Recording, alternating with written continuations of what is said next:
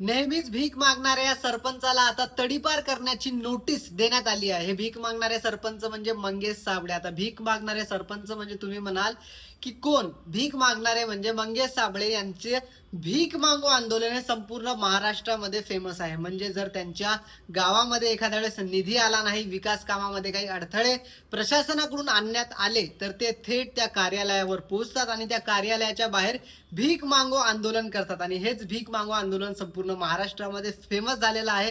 आता कदाचित हेच त्यांच्या न्यायासाठी हक्क मागणारं भीक मागो आंदोलनच आता खंडणी काही लोकांना किंवा काही प्रशासकीय लोकांना वाटू लागलेलं आहे.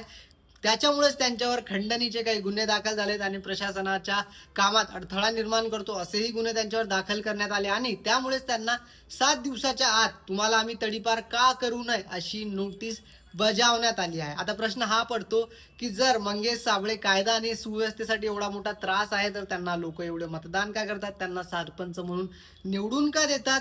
त्यामुळे प्रश्न हाही आहे की कायदा व्यवस्थेला खरा त्रास आहे मंगेश साबळेचा, की काही ठराविक काम न करणाऱ्या, निधी धरून ठेवणाऱ्या लोकांचा निधी खाणाऱ्या काही प्रशासकीय लोकांचा कदाचित त्रास असेल मंगेश साबळेमुळे. तुम्हाला काय वाटतं? कमेंटमध्ये नक्की कळवा.